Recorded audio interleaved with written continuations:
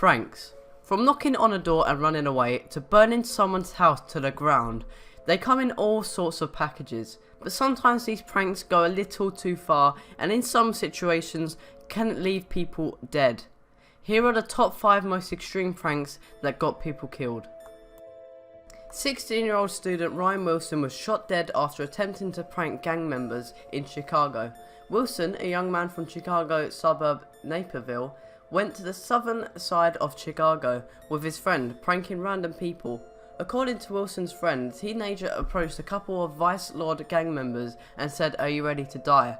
Before the teen could pull out a bottle of Clairol hair dye to insinuate that he meant dyeing his hair, one of the gang members pulled out a .22 and shot Wilson multiple times in the head. These types of consequences could have occurred to much more hated pranksters and even some other pranksters like Roman Atwood or Soflo Antonio.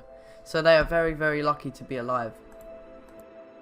Pamela Lau was a young lady who unfortunately is now only a cherished memory kept alive by friends and family.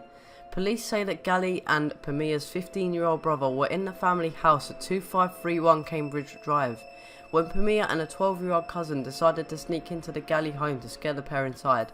However, Gally thought an intruder had entered the home, prompting him to get Pamela's brother's gun and search the premises. After discovering noises coming from a closet, Gally opened fire. Tragically, the noises were coming from Pamela and her cousin, and Pamela was relentlessly shot dead. Adrienne Broadway was a 15-year-old girl with a group of teenagers who had gone into the house of retaliation prank on another teen who'd done a prank on them on Halloween. According to the Little Rock Police Department, the teenagers told police that they had thrown toilet paper, eggs, and a mayonnaise bottle on a car parked there. As they were leaving, a man came out of the house and opened fire. Broadway was struck in the head and died.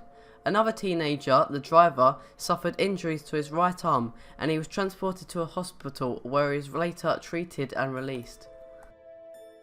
A teenager trying to jump onto a moving train in a prank was burnt to death when he touched a 250,000 volt electricity cable.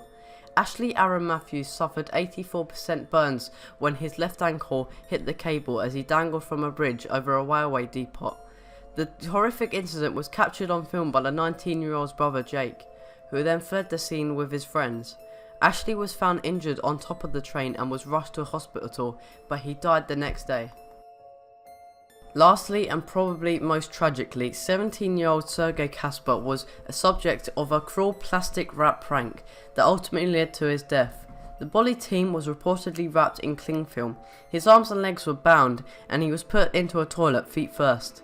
The disturbing prank took a turn for the worse when the bullies took him back to the classroom. Still bound at his arms and legs, he attempted to hop but lost balance and fell towards the teacher's desk, where his throat hit the side of the desk.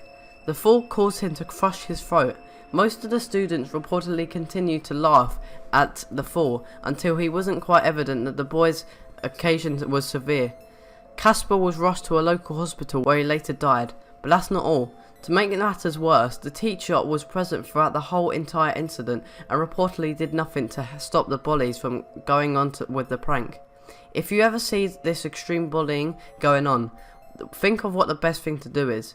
If trying to stop the incident will do nothing, find someone else who will better help the situation, but never sit there to do nothing. If you found this list sad, although fascinating, remember to like the video to raise awareness and subscribe for more videos if you enjoyed.